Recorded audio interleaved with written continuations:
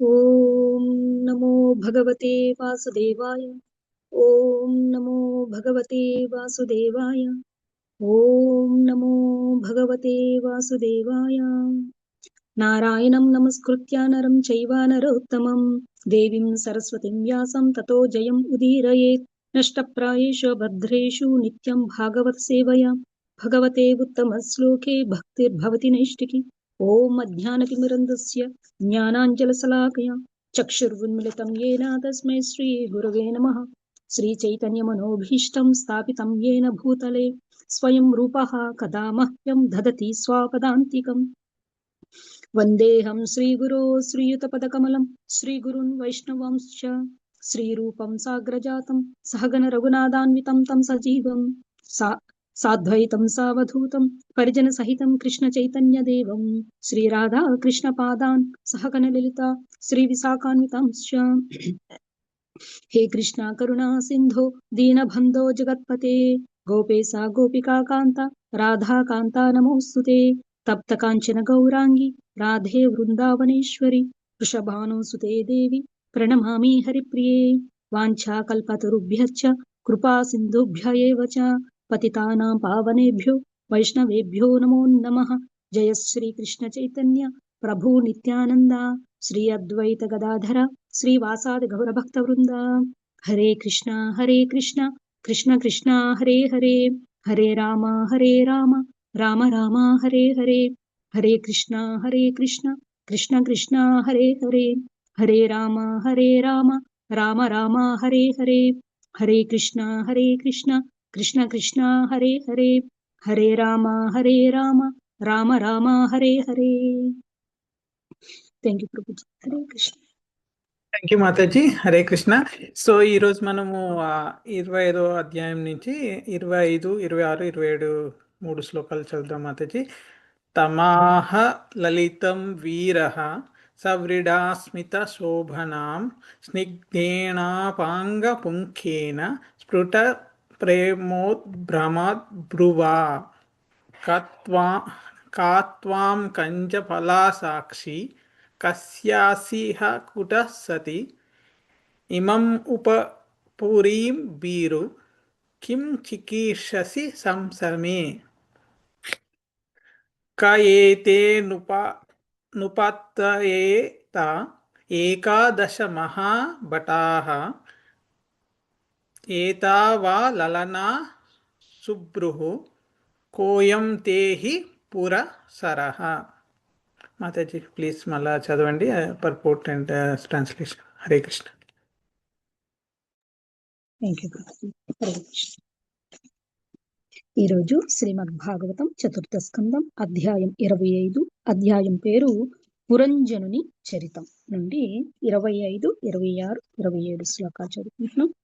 25వ శ్లోకం. తాం అహ లలితం వీరః సవ్రీడస్మిత శోభనాం స్నిగ్ధేన అపాంగపుంఖేన స్పృష్టః ప్రేమ ఉద్భ్రమత్ ఇవ.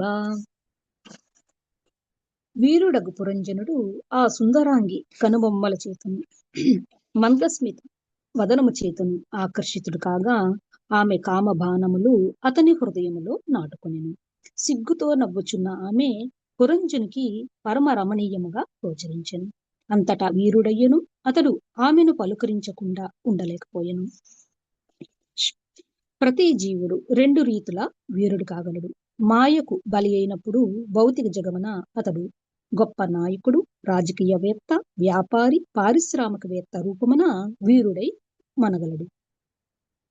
అతని వీరోచిత కర్మలు మానవుల భౌతిక పురోగతికి దోహదపడగలవు. ఇంద్రియములకు ప్రభువు అగుట ద్వారా అనగా గోస్వామి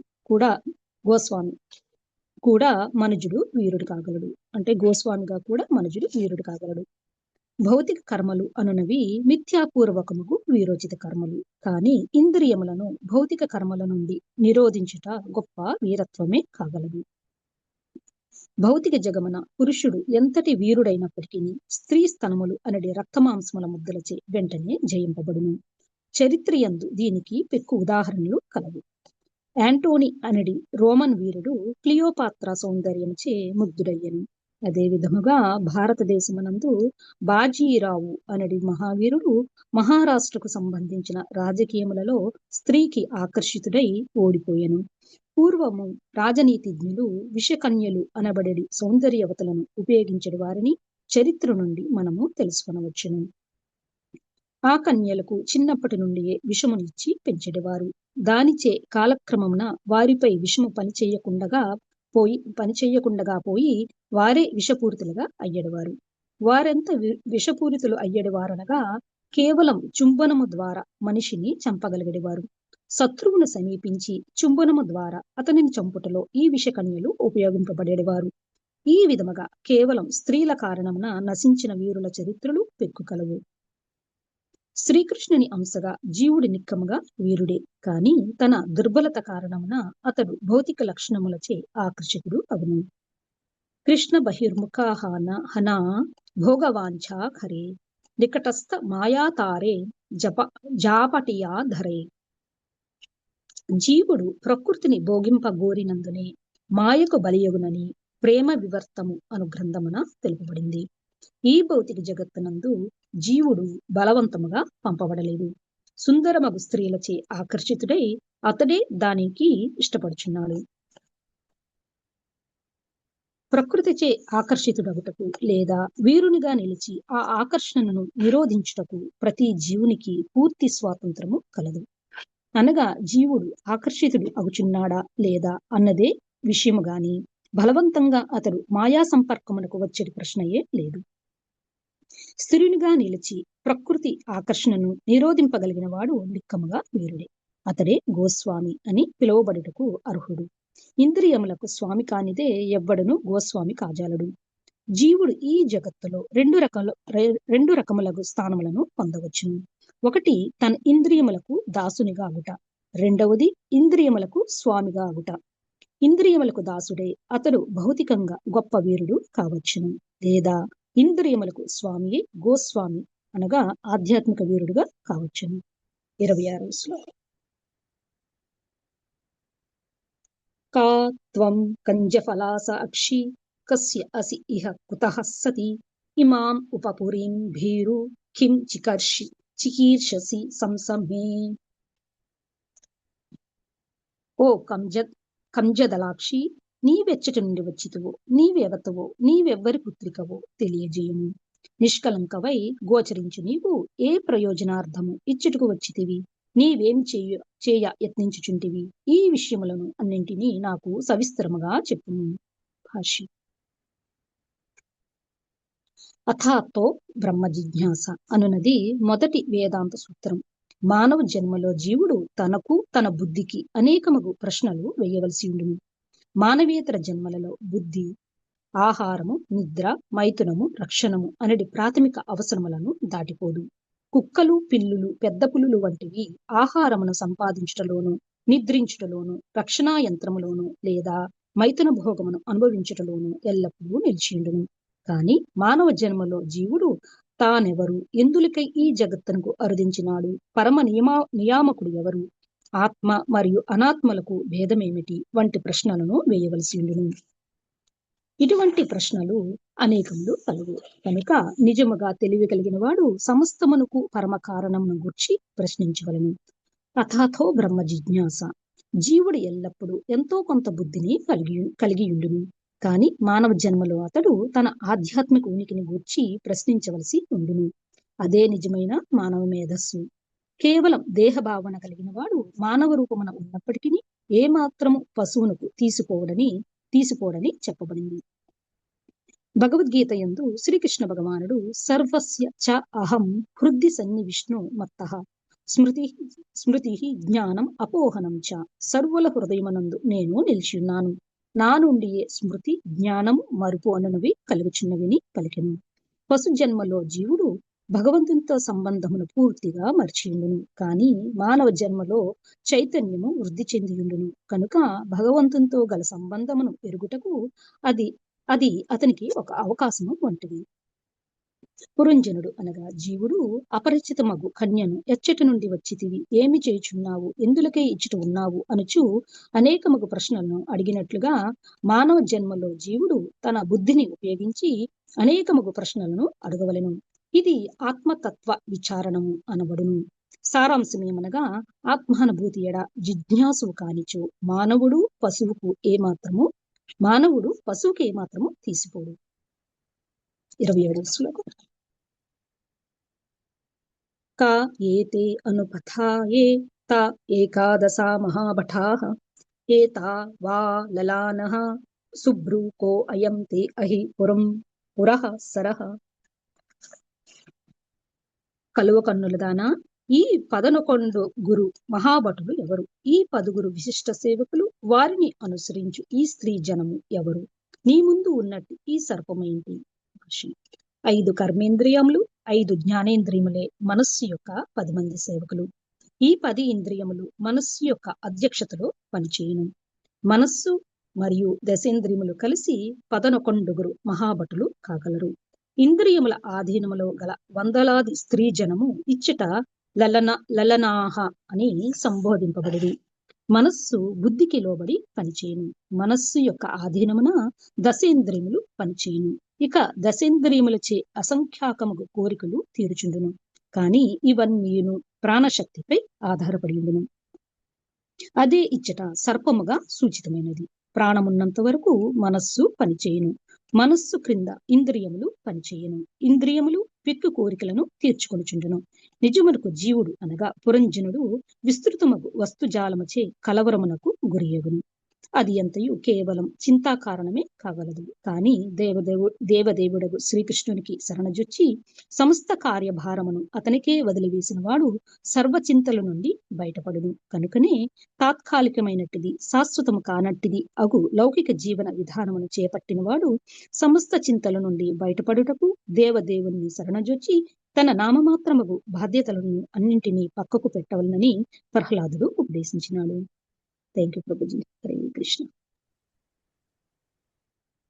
థ్యాంక్ యూ మాతాజీ. హరే కృష్ణ. ఈ మీటింగ్లో జాయిన్ అయిన అందరికీ నా వినమ్రగా నమస్కారాలు. నేను ఈరోజు భాగవతంలో నుంచి 3 శ్లోకాల గురించి మాట్లాడుతున్నాను.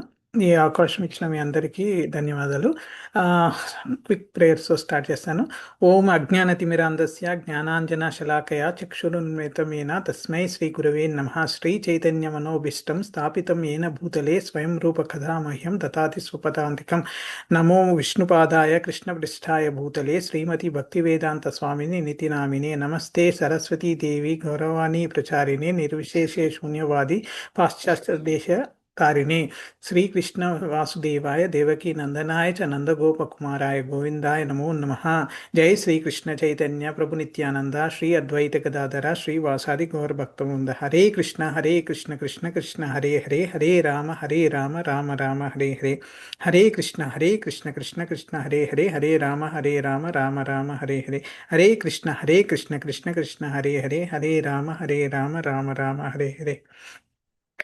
సో ఈరోజు మనం శ్రీమద్ భాగవతంలోని 4వ స్కందంలో 4వ వర్ణ సృష్టిలో 25వ అధ్యాయం పురంజుని లక్షణాల వివరణలో 25 నుంచి 27 శ్లోకాల వరకు పరిశీలిస్తున్నాం. సో దాంట్లో ఫస్ట్ మనకు ఇది నారదుని ప్రాచీన బరిహికి చెప్తున్న స్టోరీలో భాగంలో ఉన్నాం అన్నట్టు. మనం ఈ చాప్టర్లో మనం 5 సెక్షన్స్లో మనం ఇప్పటికీ 2 సెక్షన్స్ కంప్లీట్ చేసాము. 3వ సెక్షన్లో ఉన్నాం.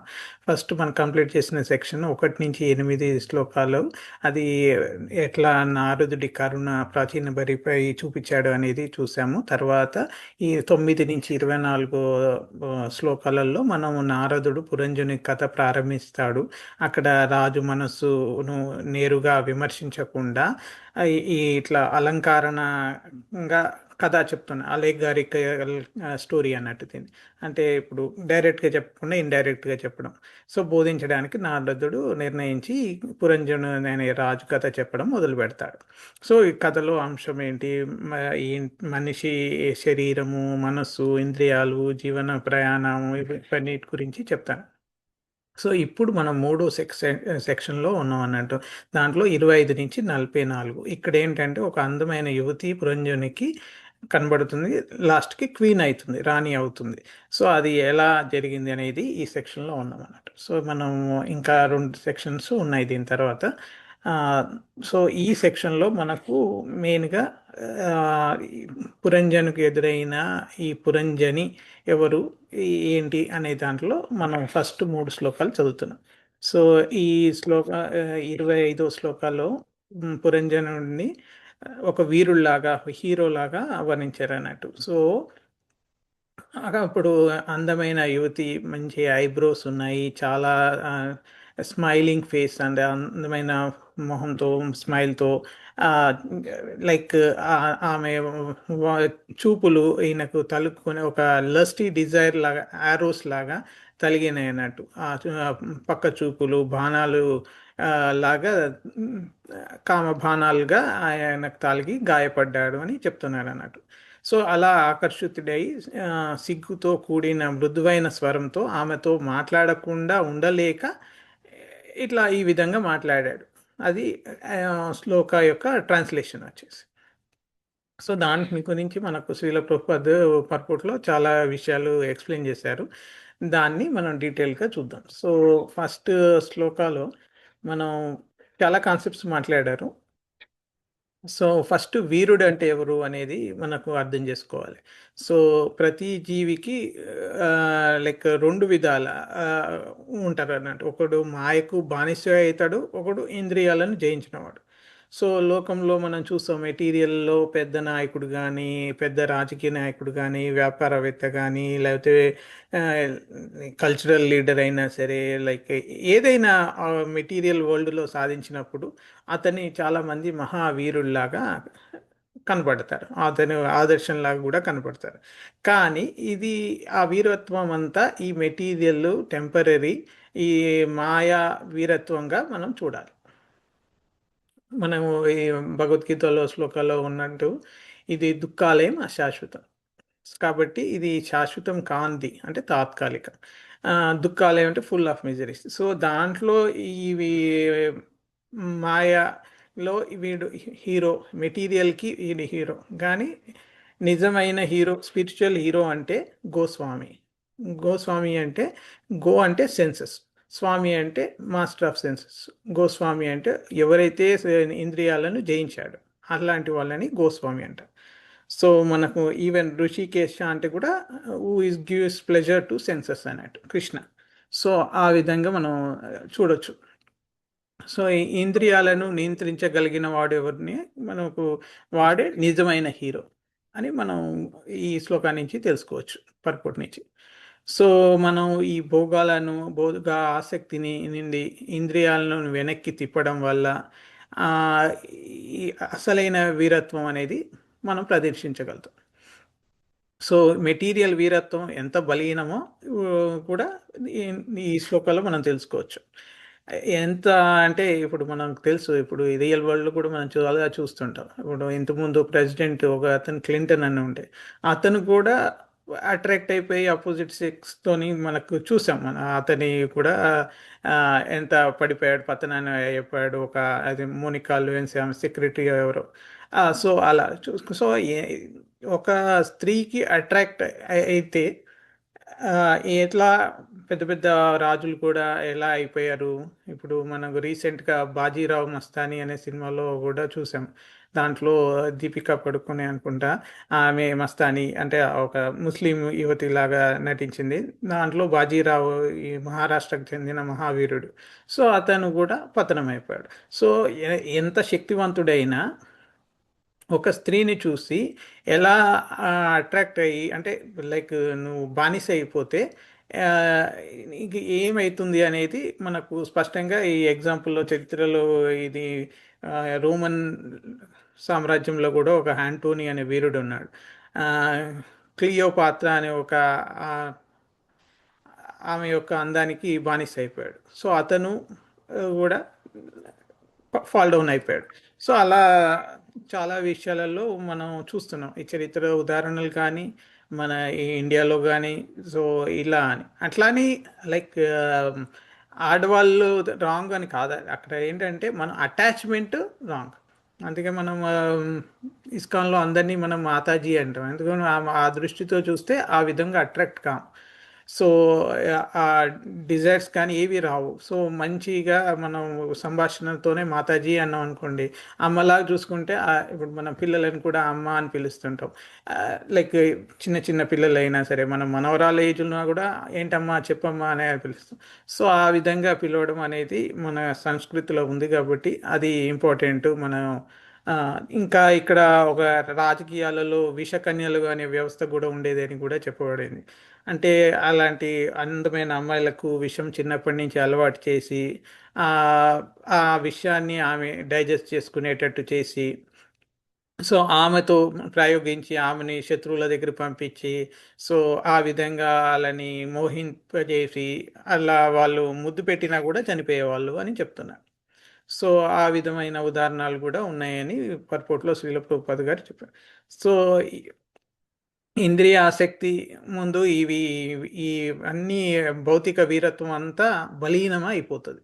సో అది మనం గుర్తుపెట్టుకోవాలి. ఎంత మంచి పొజిషన్లో ఉన్నా, ఎంత రాజులైనా సరే, ఇట్లాంటి దాంతో.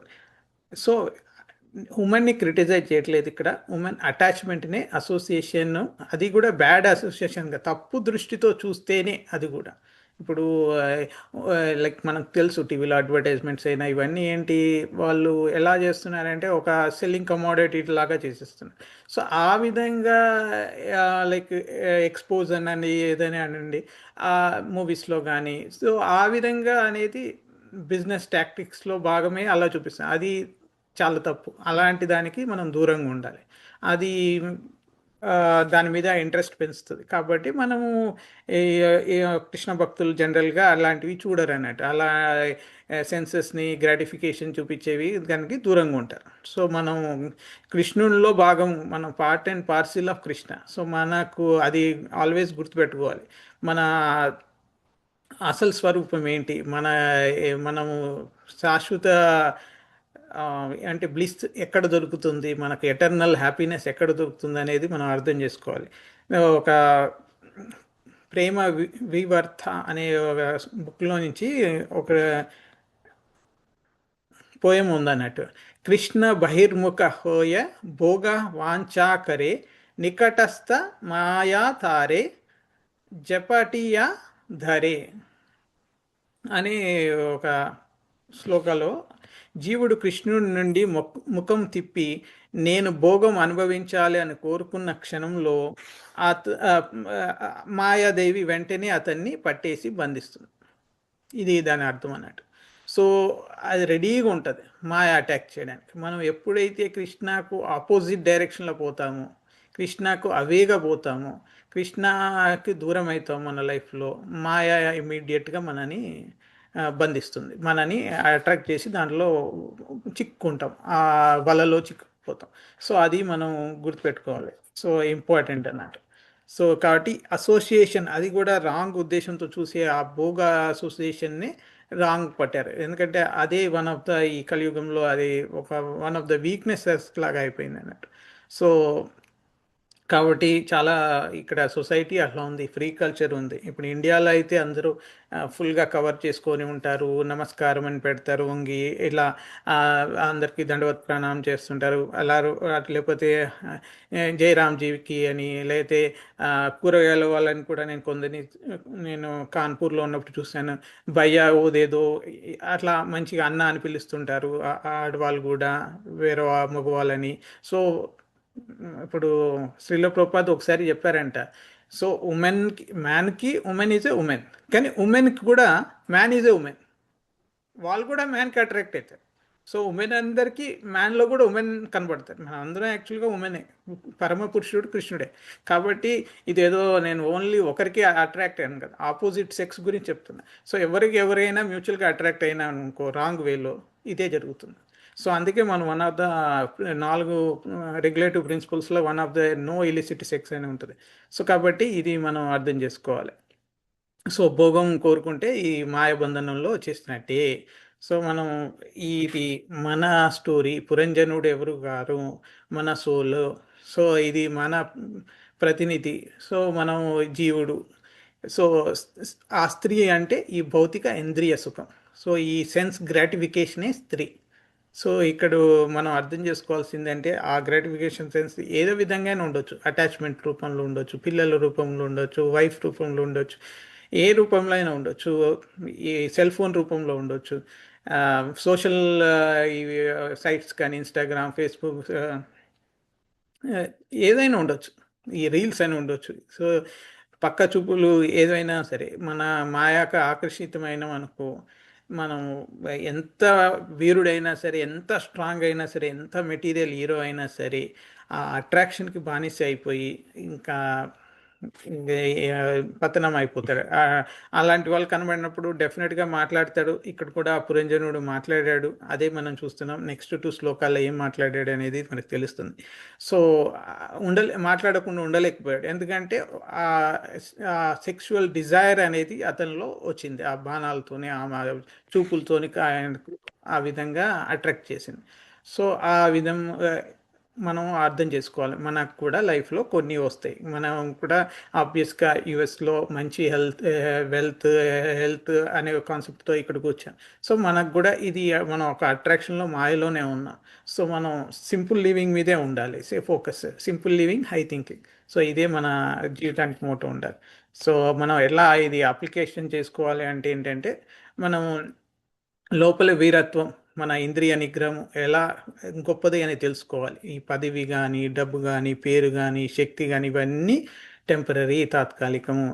సో ఈ ఇంద్రియాలని అన్నీ కృష్ణుడి సేవలోనే యూజ్ చేసి ఆ విధంగా మనం నియంత్రిస్తే అదే నిజమైన వీరుడు. సో ఈ వాట్ ఎవర్ స్త్రీ పురుష సంబంధం, ఈ తత్వం అంతా అట్రాక్షన్ కోసమే ఈ ఎగ్జాంపుల్ ఇచ్చారు, కానీ మనం లిటరల్గా ఏం తీసుకోకూడదు. అక్కడ మన స్టోరీలో ఇది మన స్టోరీ కాబట్టి ఈ ఇంద్రియాలదే మనకు స్త్రీ అన్నట్టు అట్రాక్ట్ చేస్తుంది, ఇంద్రియ సుఖాలు. సో ఇంద్రియ ఆసక్తి ఎంత ప్రమాదమో మనకు ఈ శ్లోకంలో తెలుస్తుంది.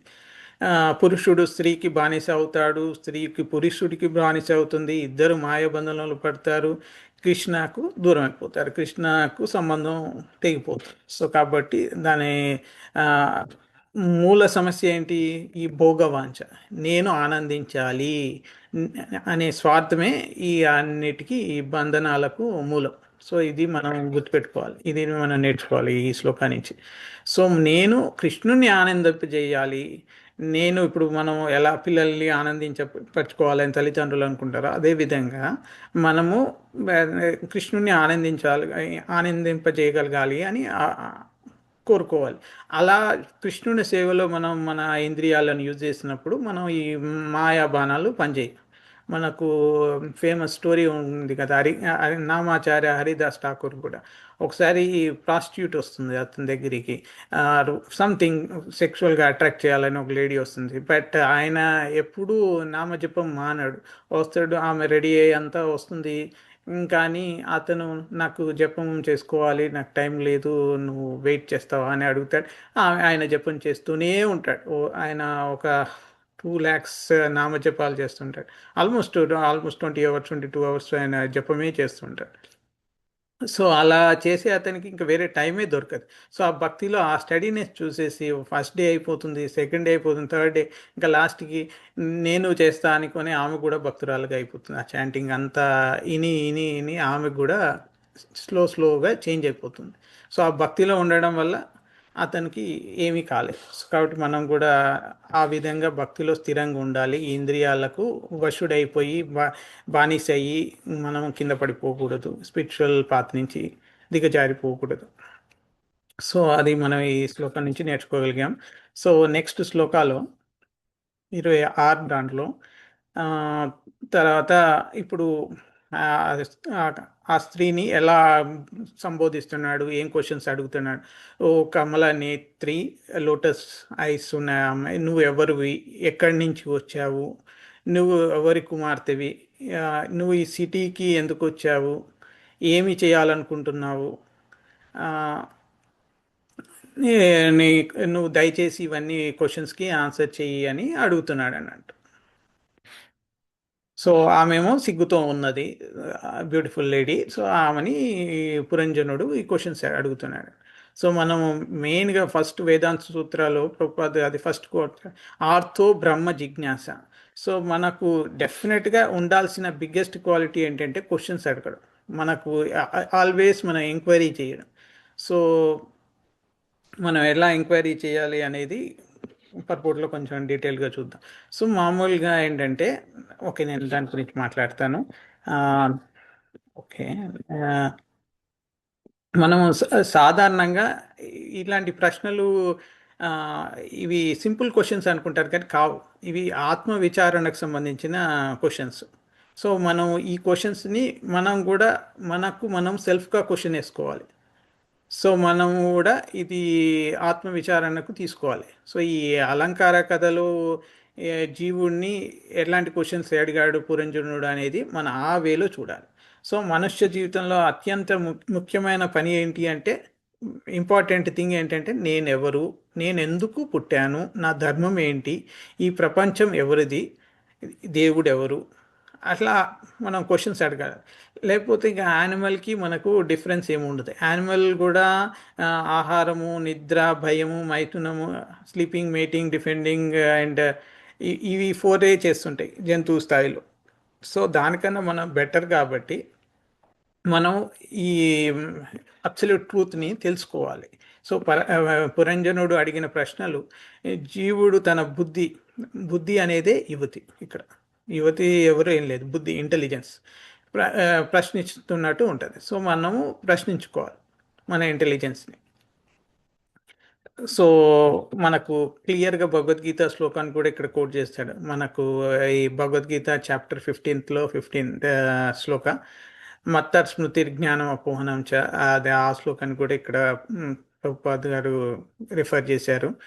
మనకు ఇది సర్వైస్ చైర్వేర్ ఆ శ్లోకం ఉంది, అది భగవద్గీత రిఫరెన్సెస్లో కూడా చూడొచ్చు. సరే, అక్కడ మనకు జ్ఞానం కానీ, ఈ ఫర్గెట్ఫుల్నెస్ కానీ, అండ్ మెమరీ కానీ, స్మృతి కానీ, మరుపు, స్మృతి, జ్ఞానం, ఇవన్నీ కృష్ణుడి నుండే వస్తాయి. Simple 1 line answer. సో మనం ఎందుకు ప్రశ్నించుకోవాలి, జీవుడు ఎందుకు ప్రశ్నించాలి, జంతువులకు ఈ ప్రశ్నలు ఉండేవి. సో ఆత్మ విచారణ చేసే శక్తి ఓన్లీ మనుషులకు మాత్రమే ఉంది. సో మన ప్రశ్నలు అడగడం ప్రారంభమైనప్పుడే మనం నిజమైన జీవితం మొదలైందని తెలుసుకోవాలి. సో ఈ ఆసక్తి ఉండాలి, ఈ సబ్మిసివ్ ఎంక్వైరీ చేయాలి. ఇప్పుడు 2 రకాల క్వశ్చన్స్ ఎట్లా అడగాలనేది కూడా చెప్తారు. సో ఇప్పుడు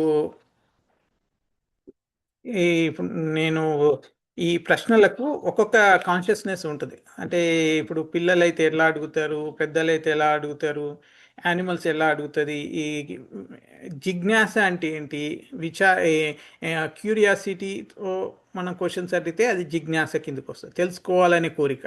లేకపోతే నేను తెలుసుకుంది కరెక్టేనా, లైక్ ఆల్రెడీ వీడి దగ్గర కొన్ని క్వశ్చన్స్కి ఆన్సర్స్ ఉంటాయి అన్నట్టు. సో వాడు ఇంకా వీడు చెప్పలేని క్వశ్చన్ అడగాలనుకునే విధంగా కూడా అడుగుతుంటారు. లైక్ నెక్స్ట్ క్వశ్చన్ కూడా రెడీగా ఉంటుంది, ఇది చెప్తే ఇది చెప్దాం, ఇది చెప్తే ఇది అడుగుదాం, ఇది అడిగితే ఇది అడుగుదాం. అలా అడిగితే దట్ ఈస్ యూజ్లెస్ ఎంక్వైరీ, అది యూజ్లెస్ క్యూరియాసిటీ. కానీ వాడు నిజంగా సబ్మెసివ్గా నిజంగా తెలుసుకోవాలి, అమలు చేయాలనే కోరిక లేదు. సో మనం విచారణ ప్రాపర్ వేలో ఉండాలి. శాస్త్రం ఏం చెప్పిందంటే, మనం తద్విద్ధి ప్రణిపాతేన పరిప్రశ్నేన సేవయా ఉపదీక్షంతి తే జ్ఞానం జ్ఞానేన తత్వదర్శనం, ఇది భగవద్గీత శ్లోకం. దాంట్లో మనం ఎంత హంబుల్గా, మనం ఎంత సబ్మెసివ్గా ఈ ఎంక్వైరీ చేయాలి గురువు నుంచి అనేది చెప్తాడు. సో అలా మనం అడగగలగాలి అన్నట్టు. సో ఈ దాంట్లో 4 రకాలు మనకు ఈ సరైన ప్రశ్నలు ఎట్లా అడగలుగుతాం. సరైన గురువు, మనకు నిజమైన గురువు దొరికినప్పుడే మనం ఇలాంటి క్వశ్చన్స్ అడుగుతాం. ఇప్పుడు గురువు అంటే మన స్పిరిచువల్ గురువు గురించి మరి అది కూడా కామన్ వర్డ్ చేసి అందరినీ గురువులు అనేస్తున్నారు. అంటే ఇప్పుడు టీచర్లు, శిక్షా గురువులు లాగా, లైక్ కొందరికి తెలియకపోవచ్చు. ఇప్పుడు మా సాఫ్ట్వేర్లో టెక్నాలజీ గురువు, మేనేజ్మెంట్ గురువు ఇలా వాడేస్తున్నారు, అది కాదు. బట్ నిజమైన స్పిరిచువల్ గురువు. సో నేను చైతన్యం గురించి చెప్తున్నప్పుడు లైక్ కాన్షియస్నెస్ ఎన్ని రకాలుగా ఉంటుందంటే ఫస్ట్ జంతువులకు, ఆ, చెట్లకు, మనుషులకు, ఈ మన గ్రేటర్ గుడ్ అంటే సత్సంగం ద్వారా ఉన్న వికసిత చైతన్యం ఒకటి. తర్వాత సంపూర్ణ చైతన్యం అంటే సాక్షాత్కారం అయినప్పుడు ఎలా ఉంటుంది. సో ఫస్ట్ చెట్లకు ఉండేది కవర్డ్ కాన్షియస్నెస్, ఆవరిత కాన్షియస్నెస్ అంటారు. అంటే కాన్షియస్నెస్ ఉంటుంది కానీ కంప్లీట్లీ కవర్ అయి ఉంటుంది. సో ఈ ట్రీస్ ప్లాంట్స్లో లైఫ్ ఉంటుంది కానీ అవేర్నెస్ మినిమం ఉంటుంది. సో అది మనం గుర్తుపెట్టుకోవాలి. అదే కన్స్ట్రిక్టెడ్ కాన్షియస్నెస్ యానిమల్లో ఉంటుంది, పార్షియల్గా ఉంటుంది. అది పార్షియల్గా ఎక్స్ప్రెస్ చేస్తుంది, లిమిటెడ్గానే ఎక్స్ప్రెస్ చేస్తుంది. అంటే యానిమల్స్కి ఫీల్ ఉంటుంది, థింక్ ఉంటుంది, రెస్పాండ్ ఉంటుంది. సో బట్ వాళ్ళు హయ్యర్ ట్రూత్, అబ్సల్యూట్ ట్రూత్, కృష్ణుడి గురించి ఎంక్వైరీ చేయలేరు. ఇది ముక్త చైతన్యం, ఫ్రీ ఆర్ డెవలప్డ్ కాన్షియస్నెస్, ముక్త చైతన్యం అంటారు మనకు ఉండేది, మనుషులకు ఉండేది. సో ఫుల్లీ డెవలప్డ్ ఇంటెలిజెన్స్ ఉంటుంది, capable of reasoning, moral choice, spiritual enquiry. So అప్పుడు ఇలాంటి క్వశ్చన్స్. వికసిత చైతన్యం, బ్లాజమింగ్ ఆర్ ఎన్లైటనింగ్ కాన్షియస్నెస్ అంటారు. ఇది మనకు సత్సంగ, గుడ్ సత్సంగ ద్వారా వస్తుంది. వికసిత అంటే like association of pure devotees or scriptures reading కానీ ప్రాక్టీస్ చేసేవాళ్ళు, ఆ, అలాంటి వాళ్ళు, గాడ్కి దగ్గరైన వాళ్ళు, ఈ అవేర్నెస్ ఉన్న వాళ్ళు, ఆత్మ, కర్మ, ధర్మ ఇవన్నీ దేవుడి గురించి తెలుసుకున్న వాళ్ళు, అది వాళ్ళకు ఉంటుంది అన్నట్టు వికసిత చైతన్యం. అండ్ సంపూర్ణ చైతన్యం, fully awake and pure consciousness, self realization అనొచ్చు. అది లైక్ మన ఏంటంటే మనం ఎటర్నల్ సర్వెంట్ ఆఫ్ కృష్ణ అని తెలుసుకోవడమే కంప్లీట్ చైతన్యం యాక్చువల్గా. సో మనకు అంత ఈజీగా ఈ బుక్స్ ఉండడం వల్ల తెలిసిపోతుంది కృష్ణ కాన్షియస్లో. సో మనకు ఏ ఏ లెవెల్లో ఉండాలి మన కాన్షియస్నెస్ అనేది మనం డిసైడ్ చేసుకోవచ్చు ఇప్పుడు దీన్ని బట్టి. సో మనం ఎప్పుడు ఎటర్నల్ సర్వెంట్గా ఆఫ్ కృష్ణ అనేది మనం చూస్తూ వెళ్ళగాలి. మన రిలేషన్షిప్ అదని తెలుసుకోవాలి, శుద్ధ భక్తిని ప్రాక్టీస్ చేయాలి. సో సింపుల్గా ఏంటంటే ఆ, మన ఈజీగా గుర్తుపెట్టుకోవడానికి కవర్డ్ కాన్షియస్నెస్ అంటే లైఫ్ ఉంటుంది కానీ awareness almost zero, plans. Constricted consciousness అంటే యానిమల్స్ లాగా ఉంటుంది, అది లిమిటెడ్ ఉంటుంది. తర్వాత హ్యూమన్ కాన్షియస్నెస్ అంటే మనం ability to enquire about the absolute truth. Blossoming consciousness అంటే spiritual awakening through good association. Full consciousness అంటే pure God realisation and devotion. So మనకు అది ఎలా వస్తాయి అంటే మనకు ఉపనిషత్తులో ఉదాహరణ ఉంటుంది. ఒకటి ఇప్పుడు మన మనసులో రెండు పక్షులు ఉంటాయి. ఒకటి సపోజ్ ఫ్రూట్స్ తింటుంది అనుకోండి, ఒకటి చూస్తూ ఉంటుంది. ఒక పక్షి ఏమో చూస్తూ ఉంటుంది, అదే సూపర్ సోల్. మన జీవుడు పండ్లు తింటుంది అనుకోవచ్చు. సో అట్లా అన్నట్టు. సో మనం అంతర్ముఖం అయితే మన లోపల ఉన్న పరమాత్మతోని మనకు సంబంధం ఏర్పడుతుంది. సో ఆ విధంగా మనం అంతర్ముఖులు అంటే facing towards the super soul inside, అంతర్ముఖ, ఇంటర్నల్. అది మనకు. సో సరైన ప్రశ్నలు, మనం సరైన గురువుకి ఆయన సరైన మార్గదర్శకత్వం వహిస్తాడు, ఆయన కరెక్ట్ డైరెక్షన్ చూస్తాడు, అప్పుడు మనకు ఆత్మ సాక్షాత్కారం లభిస్తుంది. సో మనం ప్రశ్నలే లేకపోతే ఇంకా మనం ఇంకా యానిమల్ లైఫ్లో ఉన్నట్టే లెక్క. బికాజ్ మనకు ప్రశ్నలు ఏమి రావట్లేదు అంటే మనం ఇంకా చైతన్యాన్ని యూజ్ చేసుకోవట్లేదు, మనకున్న ఇంటెలిజెన్స్ని వాడట్లేదు. మనం యానిమల్ లాగానే మెయిన్గా ఎంతసేపు ఎలా స్లీపింగ్, ఎలా మీటింగ్, ఎలా తినాలి, ఇలా ఇంద్రియాలని ని భోగించాలి గురించే తెలుసుకుంటున్నాం. సో అది మనం ఈ శ్లోకాల్లో ముఖ్యంగా నేర్చుకోగలిగినాం అన్నట్టు. సో మానవ జీవితం యొక్క గొప్పతనం ఏంటి? సరైన ప్రశ్నలు అడగడం అన్నట్టు. సో పురంజనుడు అడిగిన ప్రశ్నలు ఏంటి? ఆత్మ సాక్షాత్కారానికి ప్రతీక ఇవన్నీ. సో మనము శరీర అవసరాల కోసం అనే క్వశ్చన్లు అడగకూడదు. మనం గాడ్ రియలైజేషన్, అబ్సల్యూట్ ట్రూత్ కోసం అడగాలి. నేను ఎవరు, ఎందుకు వచ్చాను, అలాంటివన్నీ. సో ఈ విచారణ అనేది జిజ్ఞాస కన్నా ఉన్నతము. సత్సంగం వల్ల ఉన్నత ప్రశ్నలు వస్తాయి అనేది మనం అర్థం చేసుకోవాలి. సో ఊహాజనిత ఎంక్వైరీలు, అదైతే ఏంటి, ఇదైతే ఏమవుతుంది, ఇది ఇట్లా జరిగితే అది అట్లా జరిగితే, ఇట్లాంటివన్నీ ఊహాజనితంగా మనం ఇమాజినేటివ్గా అడగకూడదు క్వశ్చన్స్. సో మనకు గురువు అవసరం ఆధ్యాత్మ మార్గదర్శనం చేయడానికి. సో అది మనం తెలుసుకోవాలి. సో ఇది ఈ శ్లోకం నుంచి నాకు తీసుకున్న టేక్అవేస్ అనుకోవచ్చు. సో మనం ఫైనల్గా ఏంటంటే మన బుద్ధిని కృష్ణ సేవలోనో వాడితే సో ఆ బుద్ధిలో భాగం అయితే మన ఇంటెలిజెన్స్ని కృష్ణకి ఎలా మంచిగా సర్వ్ చేయగలగాలి మన ఇంద్రియాలను యూజ్ చేసి అని మన ఇంటెలిజెంట్ వేలో. ఇప్పుడు టెక్నాలజీలు ఇప్పుడు మనం జూమ్ కాల్ని ఇప్పుడు మనం భాగవతం చెప్పుకోవడానికి అసోసియేషన్ డివోటీ అసోసియేషన్ కోసం so this is excellent way of using the technology. So ఆ విధంగా మనం చేస్తున్నాం. సో ఇలా చేస్తే మాయ బంధనం ఉండదు. సో మనం చేస్తున్నది కరెక్ట్. దీన్ని బట్టి ఈ శ్లోకం నుంచి కూడా మనం అర్థం చేసుకోవచ్చు. సో సో ఈరోజు మన లాస్ట్ శ్లోకాల్లో వస్తే లైక్ 27వ శ్లోకం.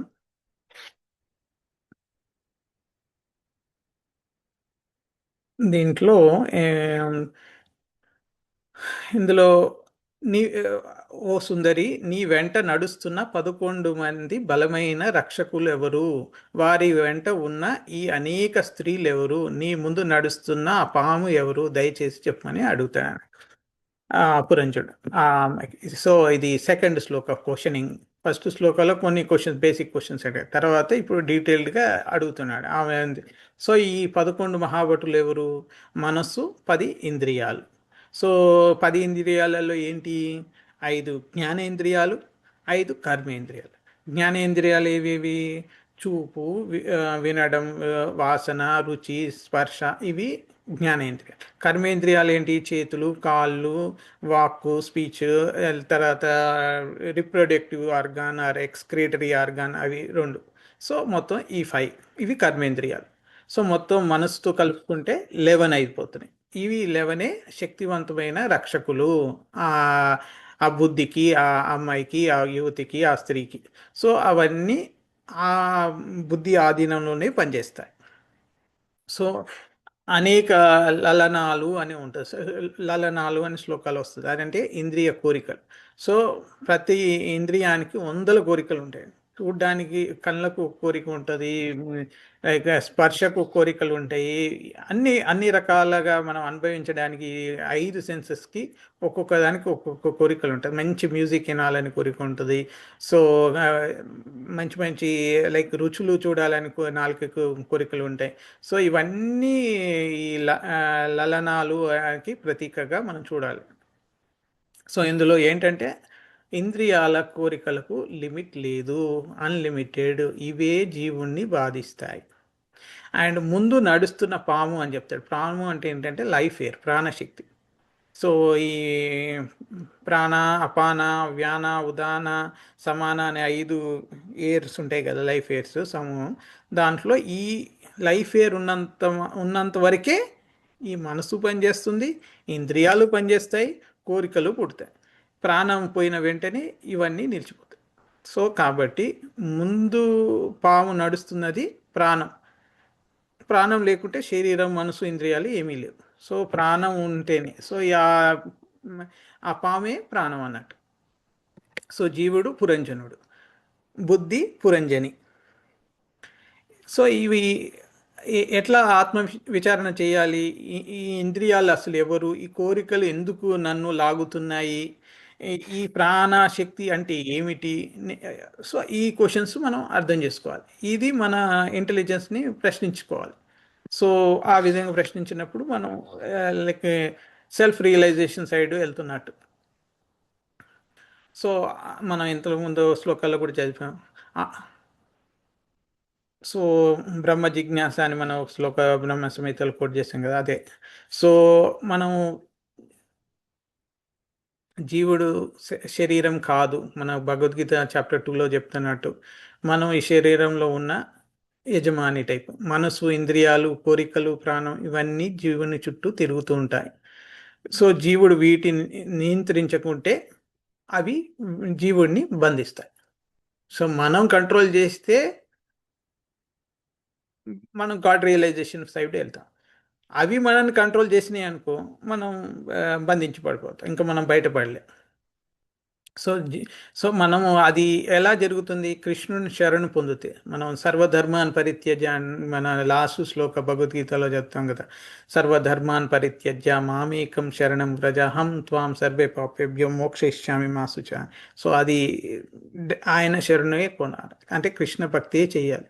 అవి చేస్తేనే ఆ ఇంద్రియాలన్నీ శాంతిస్తాయి, మన కంట్రోల్లో ఉంటాయి.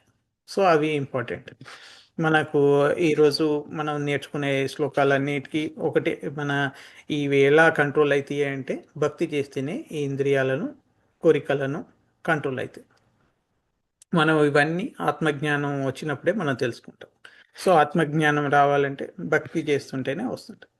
సో ఇక్కడ మనం ఈరోజు నేర్చుకున్న ముఖ్య అంశాలలాగా సమరీ లాగా చూడాలనుకుంటే, మనకు ఈ ఇంద్రియ కోరికలన్నీ మనకు ఈ అన్లిమిటెడ్గా పుడుతూ ఉంటాయి. ఒకటి తీరిన అంటే అవి డిజైర్, ఇంకో డిజైర్, అలా అలా అవి పెరుగుతూ ఉంటాయి. ఆ సైకిల్ ఎప్పటికీ ఆగిపోదు. ఇప్పుడు ఒక కోరిక పోతే ఇంకో కోరిక ఇమీడియట్గా వస్తుంది. సో అది మనం అర్థం చేసుకోవాలి. నాకైతే అర్థమైంది. సో మేబీ ఎవ్రీబడి లైఫ్లో అది అర్థమైపోతుందని అనుకుంటున్నాను.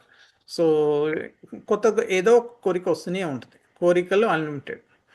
సో మనం కృష్ణుని శరణాగతి పొందాలి. సో అప్పుడే మన మనసు, ఇంద్రియాలు శాంతిస్తాయి. సో కర్మలన్నీ కృష్ణుడికే అర్పిస్తే దాని నుంచి రియాక్షన్స్ నుంచి మనకు ఎలాంటి దాని రియాక్షన్స్ ఉండేవి అన్నట్టు. అంటే ఆ కర్మ మనం ఇంతకుముందు ఒకసారి మాట్లాడాను అనుకుంటే, భగవద్గీత చాప్టర్ 3లో 3 టైప్స్ ఆఫ్ కర్మ గురించి మాట్లాడతారు. ఒకటి ఏమో మామూలుగా ప్రిస్క్రైబ్ డ్యూటీస్, శాస్త్ర ప్రకారం చేసే కర్మ. ఇంకోటి ఏమో వికర్మ, అంటే శాస్త్రం నిషేధించిన కర్మలు చేయడం. అంటే ఇప్పుడు ఒకరిని హత్య చేయడం అట్లాంటివి ఏది చేయొద్దని చెప్పిందో శాస్త్రం నిషేధించిన చేయడం అన్నట్టు, అది వికర్మ. అకర్మ అంటే ఏ దానికైతే రియాక్షన్ ఉండదో, అంటే ఇప్పుడు మనం కృష్ణ సర్వీస్లో చేస్తే, కృష్ణుడికి అర్పించి చేస్తే దానికి రియాక్షన్ ఉండదు. ఆ రియాక్షన్ అంతా కృష్ణుడే తీసుకుంటాడు. రియాక్షన్ ఉండదంటే ఆ కృష్ణుడు తీసుకుంటాడు. సో మనకే రియాక్షన్ రాదు. సో అది, లేకపోతే మళ్ళీ Newton's third law, every action as equal and opposite reaction అంటారు. అందుకనే చెప్తున్నా, ఆ రియాక్షన్స్ అన్నీ కృష్ణుడు తీసుకుంటాడు. సో మనకు రియాక్షన్ లేకుండా చేస్తాడు. అందుకే అది కర్మ అన్నాడు. సో మనం ఈ శ్రవణం, సత్సంగం, మనం ఈ భాగవతం యొక్క శక్తి, మనం భాగవతం నిత్యం భాగవత సేవ్య అని మాతాజీ ఫస్ట్లో శ్లోకాలు చెప్తారు. ఆ శ్లోకాలు అంటే నిత్యం భాగవత సేవ్య అని.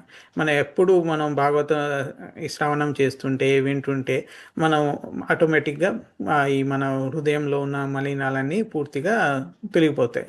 సో మన ఈ బద్ధజీవికి మన భగవంతుడి మార్గం చూపించిన వాళ్ళు అయితే, సో అది లోటస్ ఫీట్ ఆఫ్ కృష్ణ దగ్గరే దొరుకుతుంది. అది తీసుకెళ్లే శక్తి ఈ భక్తికి ఉంది. సో మనం విచారణ గురించి కూడా తెలుసుకున్నాం. ఈ జిజ్ఞాస ఉండకూడదు, విచారణ అని ఉండాలి. అది కూడా హంబుల్ వేలో. మనం ఈ సబ్మెసివ్ ఎంక్వైరీ, గురువుని, సో ఆ విధంగా విచారణ చేయాలి. ధర్మము, భక్తి, శుద్ధితోని మనం అడగగలగాలి. మన క్వశ్చన్ అడిగే ఉద్దేశం అనేది క్లియర్గా బట్టే ఆన్సర్ ఉంటుంది. నువ్వు ఒకరిని టెస్ట్ చేయాలి, వాడి మీద నేను గ్రేడ్ అని చూపించుకోవాలి అని అడిగితే దట్ ఈస్ సరైన విచారణ కాదు. సో మనం ఆ విచారణ వల్ల మనం కృష్ణుడి వైపు నడుస్తున్నామా లేదా అనేది కూడా తెలుసుకోగలిగాం. సో ఇంద్రియ నిగ్రహం ఎంత కీలకం అనేది ఈ శ్లోకాల్లో మనం నేర్చుకోవచ్చు. సో మనకు ఈ కోరికలు ఈ భక్తికి ప్రతిబంధకం అనేది మనం అర్థం చేసుకోవాలి. సో ఈ కోరికలనే మనం ఏం చేయాలంటే అవి ఆధ్యాత్మికం వైపు ఆ కోరికలు ఉండేటట్టు చేసుకోవాలి. అంటే దాన్ని జస్ట్ డైవర్ట్ చేయాలి. సో ఆ ఇంద్రియ నిగ్రహం వల్ల మన హృదయం శుద్ధి అవుతుంది, మనలో ఉన్న కృష్ణ చైతన్యం మేల్కొంటుంది. సో మనకు పరమాత్మతో సంబంధం ఏర్పడుతుంది. సో అది మనం తెలుసుకోవాలి ఈ శ్లోకాలలో ఈరోజు చదివిన దాంట్లో. సో మనకు సాంగత్యం మనకు ఎంత ఇంపార్టెంట్ అనేది కూడా ఈ శ్లోకాలు మనం తెలుసుకోవచ్చు. సో మళ్ళా ఈరోజు మనం ఇవన్నీ చూసాం కాబట్టి స్త్రీ లాంటి కోరికలు అని అర్థం చేసుకున్నాం. ఇవన్నీ ఇంద్రియాలు, కోరికలు, ఆందోళనలు ఇవన్నీ ఎట్లా మనం శరణాగతి చేస్తేనే ఈ విముక్తి జరుగుతుంది. సో మనం ఈ భాగవతం అనేది లేక ఇది పరమ పురాణం అనేది, అంటే సాత్విక పురాణంలో ఆల్ 18 పురాణాలలో టాప్ మోస్ట్ పురాణం. సో ఇది ఆ, నిష్కలంక పురాణం లాగా అన్నట్టు, అంటే సో మన డెఫినెట్గా శుద్ధి చేస్తుంది మనకు. సో మనం థర్డ్ చాప్టర్లో 42 శ్లోకం ఉంది భగవద్గీతలో కూడా. ఇంద్రియాణి పరాణ్యాహు ఇంద్రియేభ్య పరం మనసస్తు పరా బుద్ధిర్ యో బుద్ధే పరతస్తు సహా. సో అందులో ఈ 11 మహాభటులు, ఈ ఇంద్రియాలు, మనసు, బుద్ధి, ఇవన్నీ గురించి కూడా అక్కడ ఆ శ్లోకాలు కూడా మనకు కృష్ణుడు చెప్పాడు. తర్వాత సెకండ్ చాప్టర్ 62, 63 నిన్న నేను శ్లోకాలు చదివినాను. సుందరానంద్ ప్రభు చెప్పినప్పుడు ఆ అధ్యాయతో విషయానికి వస్తుంది. సో అది కూడా ఆ శ్లోకాలు కూడా ఇంద్రియాలు, కోరికలు తీరకుంటే ఎలా అవుతుంది ఆ సైకిల్ మనం చూసాం. సో అక్కడి నుంచి కూడా ఆ 2 శ్లోకాల నుంచి కూడా మనం తెలుసుకోవచ్చు. తర్వాత ఇంద్రియాలు ఎలా పనిచేస్తాయి, ఆత్మ కాదు ఇంద్రియాలు ఏ పని, జీవుడు మనం శరీరం కాదు అని తెలుసుకొని ఇంద్రియాలకు మనం బానిస కాకుంటే, సో అది 5th చాప్టర్లో 8 and 9 శ్లోకాలు కూడా. నైవ కించిత్ కరోమీతి యుక్తోం అన్యేత తత్వవేత్ పశ్యాన్ శృణ్వన్ స్పృశన్ జిగ్రన్ అశ్నన్ గచ్చన్ స్వపన్ శ్వసన్ ప్రళయన్ విసృజన్ గృహ్ణన్ ఉన్మిషన్ నిమిషన్ అపి ఇంద్రియాణీంద్రియార్థేషు వర్తంత ఇది ధారయన్ అనే శ్లోకం ఉంటుంది భగవద్గీతలో. సో ఇవి ప్రకృతి, మెటీరియల్ నేచర్ గుణాలు ఎలా యాక్ట్ అవుతున్నాయి, ఇవి మన మెటీరియల్ మోడ్స్ ఉన్నాయి కదా, సత్వ రజస్ తమస్సు ఎలా యాక్ట్ అవుతున్నాయి ఈ ఇంద్రియాల మీద. సో ఒక్కొక్క ఈ ఈ కోరికలన్నీ ఆ కేటగిరీస్లో ఎలా ఉంటాయి. ఇప్పుడు సత్వంలో ఉండే కోరిక ఎలా ఉంటుంది, రజస్లో ఉండే కోరికలు ఎలా ఉంటాయి, తమస్లో కోరికలు ఎలా ఉంటాయి అనే కేటగిరీలాగా చూసుకుంటున్నారు. సో చాలా తెలుస్తుంటుంది అన్నట్టు. సో మన పురంజనుడి స్టోరీ అంటే మన స్టోరీయే, మనము అది అర్థం చేసుకోవాలి. సో మన ఇంద్రియాలను కృష్ణ సేవలోనే మనం అవి ఉన్నప్పుడే అవి శాంతిస్తున్నాయని గ్రహించాలి. That is even Bhagavatam 11th canto 2nd chapter 37 శ్లోకాలు కూడా చెప్పబడింది. సో తర్వాత 3rd cantoలో కూడా ఈ జీవుడు శరీరంలో బంధించడం పడింది అనేది మన భగవద్గీత చెప్పినదే చెప్తున్నారు. అది కూడా ఉంది భాగవతంలో. తర్వాత 7th cantoలో కూడా ఉంది ఈ మాయా ఎలా బంధిస్తుంది, మాయా బంధనం ఏంటి అని, ఈ ఇంద్రియాల కోరికలు జీవుని మోసం ఎలా చేస్తాయి అని చెప్పి. మనకు ఈ పురాణ కథలో చూస్తే మనం ఈవెన్ చూసాం, బ్రహ్మ ఋషి విశ్వామిత్రుని కథలో కూడా ఆయన ఎంతో స్ట్రాంగ్గా రాజు నుంచి సురభి ఆవుని వశిష్ఠ ముని దగ్గర చూసి నాకు కావాలంటే ఇవ్వకుంటే నేను బ్రహ్మర్షి అని ఎంతో పట్టుదలతో ఎన్నో సంవత్సరాలు తపస్సు చేస్తాడు. కానీ ఇంద్రియ బలహీనత, బుద్ధి ఎలా మాయలో పడుతుంది, ఎలా మేనకతో అతను ఫాల్ డౌన్ స్టార్ట్ అయింది అనేది మనం చూసాము. తర్వాత బట్ ఆ బ్రహ్మర్షి స్థాయి నుంచి అతను ఎట్లా దిగజారాడు, మళ్ళా ఓకే తెలుసుకొని మళ్ళా బ్రహ్మర్షి అయ్యాడు, అది చూసాం. కానీ ఆ ఇంద్రియ సుఖాల వల్ల ఆ మేనక వచ్చి గాజుల శబ్దం కానీ ఆ చూపులతోని ఆయన ఎలా దిగజారిపోయాడు అనేది మనకు ఆ స్టోరీలో మనం తెలుసుకోగలుగుతాం. కాబట్టి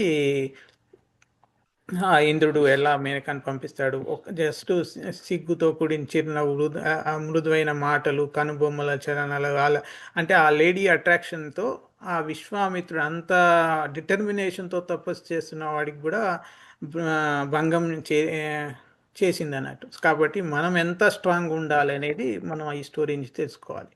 సో అలాంటి మహాతపస్సులే అలా ఈవెన్ మనం చాలా స్టోరీలలో చూస్తాం. ఇంద్రుడు లాంటి వాళ్ళు కూడా ఎన్నో మనం హాల్య స్టోరీ కూడా విన్నాం, ఇంద్రుడిది హాల్య. సో వాళ్ళే ఇంద్రియాలను జయించలేకపోతున్నారు. సో మనము చాలా అల్పజీవులం, మానవులం. సో మనకి ఎంత కష్టమవుతుంది అనేది మనం అర్థం చేసుకొని మనం ఎంత స్టడీగా భక్తిలో ఉంటే మనకి ఇది రాక్ సాలిడ్ సపోర్ట్ అన్నట్టు ఈ భక్తి. సో ఇందులో ఉంటే మనం ఎట్టి పరిస్థితుల్లో డిబేట్ కాము, మనని ఎవ్వరు ఏ మాయ మనని బానిసలు చేయలేదు.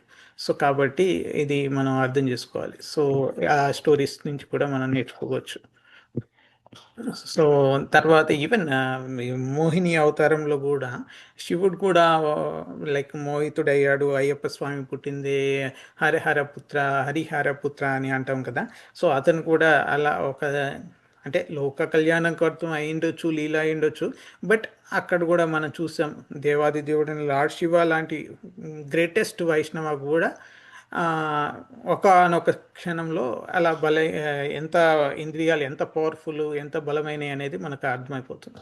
సో అట్లాంటి సౌందర్యం ఆబ్వియస్గా విష్ణు సౌందర్యం కాబట్టి ఆయన అట్రాక్ట్ అయ్యాడు. బికాజ్ మోహిని అవతారం మనకు తెలుసు కదా, విష్ణు అవతారం అమృతాన్ని దేవతలకు రాక్షసులు పంచడానికి వచ్చిన మోహిని అవతారం. సో అది కూడా మనకు అర్థమవుతుంది. సో మనం నేర్చుకోవాల్సింది ఏంటంటే ఎంత స్ట్రాంగ్ ఉండాలి అని. సో అది మనం ఇది ఎగ్జాక్ట్గా ఈ రోజు మనం డిస్కస్ చేసిన దానికి సార్ ఇంకా చాలా యయాతి కూడా ఉంటాయి, చాలా కోరికలు. అతనికి కూడా కోరికలు తీరాయి. సో అతను అడుగుతాడు వాళ్ళ కొడుకులని, ఎవరైనా నాకు యవ్వనం ధారపోస్తాడా, నాకు ఇంకా కోరికలు తీరలేదు, నాకు ఇంద్రియ భోగాలు చేయాలని కోరిక ఉంది, సుఖాలని అనుభవించాలని ఉంది అని అడిగితే వాళ్ళ చిన్న కొడుకు ఆయన వృద్ధాప్యాన్ని ఇచ్చి ఆ ఆ యవ్వనాన్ని తీసుకుంటాడు. సో అతనికి అలా ఒక లైక్ వృద్ధాప్యం వస్తుంది అన్నట్టు. బట్ ఆయన ఆ వృద్ధాప్యం వాళ్ళ కొడుక్కి ఇచ్చేసి ఆయన యవ్వనాన్ని ఈయన రిటర్న్ తీసుకుంటాడు. తర్వాత ఏముంది, మళ్ళీ యవ్వనంలో వచ్చినాక మళ్ళా సేమ్ సుఖాలు, స్త్రీలు, కోరికలు ఇవన్నీ అనుభవించినాక చివరికి కామం ఈ అనుభవంతో ఎక్స్పీరియన్స్తో తగ్గదు. అగ్నికి నూనె పోస్తే ఎలా మరింత పెరుగుతుందో కోరికలు కూడా అలాగే ఒకదాన్ని తీరిపితే ఇంకోటి పెరుగుతూనే ఉంటాయని గ్రహించేసి మనకు ఆ స్టోరీ అర్థమైంది. సో కాబట్టి మనం ఒక కోరిక తీరితే అది ఇంకో కోరికకి వస్తుంది. సో కాబట్టి మనం ఈ స్టోరీ నుంచి కూడా తెలుసుకోవచ్చు. సో ఈ కోరికలు అన్లిమిటెడ్ అని, అవి ఎప్పుడు మనం అగ్నిలో ఆజ్యం పోసినట్టే, నూనె పోసినట్టే అవి మండుతూనే ఉంటాయి. కాబట్టి మనం తీర్చితే అవి పెరుగుతూ ఉంటాయి. కాబట్టి మనకు అటు సైడే పోకుండా, కోరికల సైడే ఎక్కువకుండా నాకు ఏది అంటే ఇప్పుడు మనం అంటాం కదా, ఏదైనా జరిగితే ఏదో నేను ఏదో పూర్వజన్మలో తప్పు చేశాను, నాకు అందుకే ఇది జరిగింది కాదు. అసలు పూర్వజన్మలో మనం ఏం చేస్తామనేది మనకు తెలియదు. కానీ ఈ జన్మలో కృష్ణుడు మనకు ఎంతో కష్టం ఇవ్వాల్సిన దగ్గర చాలా తక్కువ కష్టం ఇచ్చాడు. నేను ఈ భక్తిలో ఉన్నా కాబట్టి నాకు పెద్ద యాక్సిడెంట్ కావాల్సింది ఏదో చిన్న చీమ కుట్టింది, అలా ఎంతో తక్కువగా వచ్చింది. భగవంతుడి కృప నా మీద ఎంత ఉంది కాబట్టి నాకు ఈ కష్టం వచ్చింది అనుకోవాలి. ఏదో పోయిన జన్మలో తప్పు చేస్తుంటా, పాపం చేస్తుంటా అందుకే వచ్చింది అట్లా అనుకోకూడదు. మనం దాంట్లో కూడా ఇంకా పాజిటివ్గా ఆలోచించి మనం కృష్ణుడు నా కోసం ఎంతో తప్పుని కూడా తక్కువ చేసి నాకు చిన్న ప్రాబ్లమే ఇచ్చాడు అనే ఉద్దేశంతో మనం ఆలోచించగలగాలి. సో మనం హరిదాస్ ఠాకూర్ కథలో కూడా చూసాం ఎట్లా ఇంద్రియాలను జయించాడు. వైశ్య వస్తున్నప్పుడు బుద్ధి స్థిరంగా ఉంచి కృష్ణనామంలో జపంలో స్థిరంగా ఉండి కృష్ణుని వైపు నిలిపి బుద్ధిని ఇంద్రియాలను ఎలా జయించాడు అనేది కూడా మనం చూసాం. అలా రఘునాథ్ దాస్ గోస్వామి గురించి కూడా ఉంటుంది. ఆయన పెద్ద రాజకుటుంబం, అపార ధనం ఉంది ఆయనకు. అయినా కూడా అన్ని సుఖాలు అన్నీ వదిలేసి కృష్ణ సేవ కోసమే అతని బుద్ధిని పూర్తిగా కృష్ణ వైపే నడిపించి ముందుకెళ్ళారు. సో అలా చాలా మనకు చూసుకుని ఉంటాం, అవన్నీ మనకు వస్తూ ఉంటాయి. సో ఇవన్నీ ఒక ఇదంతా ఒక కథలాగా కాకుండా మన జీవితం గురించి, మన బుద్ధి భోగం ఎటువైపు వెళ్తున్నాయి మనం అని తెలుసుకోవాలి. మనం విశ్వామిత్రుడిలాగా మారద్దు, యయాతిలాగా మారద్దు. మనం బుద్ధిని కృష్ణుని వైపు పెట్టుకోవాలి. హరిదాస్ ఠాకూర్ లాగా ఉండాలి, నామాచార్య హరిదాస్ ఠాకూర్ లాగా ఉండాలి, రఘునాథ్ దాస్ లాగా ఉండాలి, ఈ మంచి గొప్ప భక్తుల్లాగా ఉండాలి. సో అలాంటప్పుడు ఈ కోరికలలో మనని ఏం చేయలేవు, మనం ముందటికి వెళ్ళగలుగుతాము అనేది నేర్చుకోవాలి. సో మనం మన బుద్ధిని కృష్ణ కేంద్రంగా ఉంచాలి. సో మన ఈ పని ఎప్పుడు ఉంటుంది, వర్క్, డబ్బులు, బిల్లు కట్టడం, పిల్లలు ఇవన్నీ. బట్ స్టిల్ మనం ఈ ఇంత అవేర్నెస్, ఈ కృష్ణ కాన్షియస్నెస్ మనకు అంత ఈజీగా రాలేదు. ఎన్నో జన్మలలో ఒకానొక్కడికి ఇలాంటిది వస్తుంది. సో అలా వచ్చిన వాళ్ళల్లో కూడా ఒకానొక్కడే కృష్ణుడి దగ్గర చేరగలుగుతారు. కాబట్టి మనకు ఈ ఈ నాలెడ్జ్ ఇప్పుడు వస్తుంది కాబట్టి, కృష్ణ దయ వల్ల మనకు వస్తుంది కాబట్టి, మనం ఇది లైఫ్ని సద్వినియోగం చేసుకోవాలి. మనం క్వశ్చన్ చేసుకోవాలి సెల్ఫ్ రియలైజేషన్ కోసం. సో మనం ఇవన్నీ విచారణ ఎలా చేసుకోవాలి ఏంటి అనేది బాగా అర్థం చేసుకోవాలి. సో ఇది నాకు ఈరోజు అర్థం చేసుకున్న, మెయిన్గా నాకు వచ్చిన టేక్ అవేస్ కానీ అవి. ఎవరికైనా ఏదైనా క్వశ్చన్స్ ఉన్నా, నేను ఏదైనా తప్పుగా మాట్లాడితే హర్ట్ చేసిందే క్షమించండి. ఫైనల్గా మనం కంక్లూజన్లో ఒకటి అర్థం చేసుకునేది ఏంటంటే, ఈ జీవుడు శరీరంలో టెంపరీగా ఉండడానికి వచ్చాడు. ఈ మన బుద్ధిని యూజ్ చేసుకొని ఇంద్రియాలు, కోరికలు, ఈ ప్రాణం అనేవన్నీ ఉన్నంత వరకు మన దాని చుట్టూ తిరగకుండా భక్తి వైపు మార్గం పెట్టుకుంటే అవి భక్తికి యూజ్ అవుతాయి. మనం దీని నుంచి లిబరేట్ కాగలుగుతాం. మన ఈ మృత్యు సంసార సాగరం నుంచి బయటపడగలుగుతాం. సో భోగం వైపు వెళ్తే ఇవన్నీ మనల్ని బంధిస్తాయి. కాబట్టి మనం అటు పోకుండా కృష్ణుడి సైడ్ వెళ్ళి, సింపుల్ క్వశ్చన్, కృష్ణుడి సైడా మాయ వైపా? సో మనం ఆల్వేస్ ఎప్పుడు ఈ క్వశ్చన్ చేసుకుంటే మనం మన భక్తిని అన్రెస్ట్రిక్టెడ్, ఆబ్స్టెకల్స్ లేకుండా ఈ ప్రేమ భక్తి ఆ భావన వచ్చేదాకా మనం ప్రయత్నిస్తూ ఉండొచ్చు. So any questions, any comments, any thoughts, anything you want to share?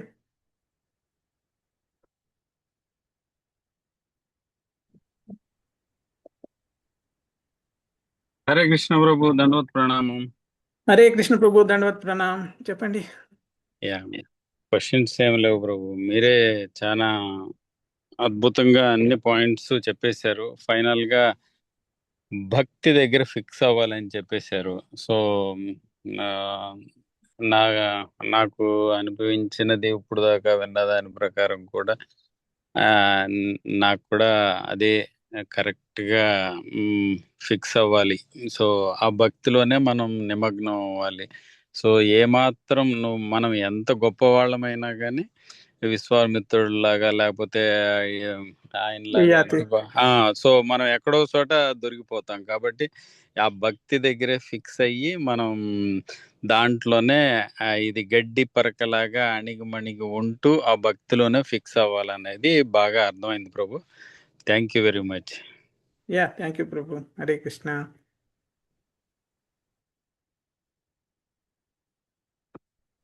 Hare Krishna. Yeah, Hare Krishna మాతాజీ. దండవతులు మరుగుష్ట శీల ప్రభుపాద గురు మహారాజ్. థ్యాంక్ యూ సో మచ్ ప్రభుజీ, చాలా వండర్ఫుల్ గా చెప్పిండ్రు క్లాస్. ప్రభుజీ నాకు ఒక క్వశ్చన్, విశ్వామిత్రుడు కూడా భక్తి యోగం నుంచి వచ్చారా లేకపోతే వేరే యోగం ప్రకారమైన డివోషన్ కి వచ్చారా? అంటే అతనికి త్రేతాయుగం కదా, అక్కడ వాళ్ళు చాలా ఏళ్ళు బతికేవాళ్ళు, 10,000 సంవత్సరాలు. ఎప్పటి నుంచి బతికాడో నాకు తెలియదు. సో కాబట్టి వశిష్ఠ మహారాజును వశిష్ఠ మునిని చూసి అతను బ్రహ్మర్షి కావాలి, బ్రహ్మర్షి అయితే నాకు వస్తాయి అనే మామూలు కోరికతోనే తపస్సు చేశాడు ఆయన. ఆయన చేసింది తపస్సు. బికాజ్ మనకు ఈ కలియుగంలో హరికీర్తన సంకీర్తన యజ్ఞం ఇది కదా మనం చేయాల్సింది, యుగ ధర్మం. సో అక్కడ వాళ్ళది నాకు ఐ థింక్ తపస్సు చేసినట్టే నాకు తెలుసు. ఎందుకంటే మేనక కూడా వచ్చింది, ఇంద్రుడు భయపడ్డాడు ఈ తపస్సుతోని, నన్ను ఎక్కడ ఓవర్టేక్ చేస్తున్నాడు, పవర్ఫుల్ శక్తులు వస్తాయి కదా. మనకు రామాయణంలో కూడా చూసాము, రాముడికి బ్రహ్మాస్త్రాలు అన్ని దివ్య అస్త్రాలు ఇచ్చింది విశ్వామిత్రుడే. సీతమ్మ దగ్గరికి తీసుకెళ్ళి పెళ్ళి కూడా అంతా ఆయనే చేస్తాడు కదా. సో కాబట్టి ఆయన గ్రేట్, లైక్ వశిష్ఠుడు అంత ఋషి అన్నట్టు తెలుసు Mataji. Okay Prabhuji, thank you so much. Yeah, ఎందుకంటే ఆయన భక్తి యోగం చేస్తే గిట ఇట్లా డైవర్ట్ గాడు కదా మేనక వచ్చినా గానీ, అందుకే డౌట్ వచ్చింది. యా, అంటే అది యుగం వేరే కదా మాతాజీ. సో కాబట్టి మనకు ఇప్పుడు మనం హరిదాస్ ఠాకూర్ కానీ రఘునాథ్ భట్టాచార్య వీళ్ళందరూ అయితే ఇక్కడ కలియుగం కాబట్టి కాబట్టి మనకు ఈజీగా మనం అనుకుంటున్నాం. బట్ అక్కడ సిచ్యువేషన్స్ మనకు తెలియదు కదా మాతాజీ, కాలమాన పరిస్థితులు. సో అతను తపస్సు ఫస్ట్ రాజర్షి అవుతారు, బ్రహ్మర్షి కూడా కారు. సో అలాంటి టైంలో అవి మనం తెలియదు మాతాజీ, నాకు కూడా తెలుసుకోవాలి. Okay Prabhuji, thank you so much ప్రభుజీ. హరే కృష్ణ. థ్యాంక్ యూ మాతాజీ. హరే కృష్ణ. ఇంకా ఎవరికైనా ఎనీ క్వశ్చన్స్ ఉన్నాయా?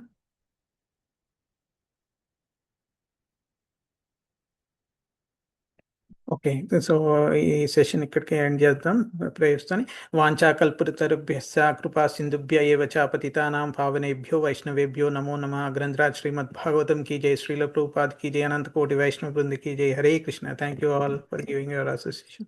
థ్యాంక్ యూ ప్రభుజీ. Hare Krishna. Thank you Thank you, Mataji. Prabhuji. Thank you, Prabhuji. Hare Krishna. Thank you Mataji. Hare Krishna. Thank you.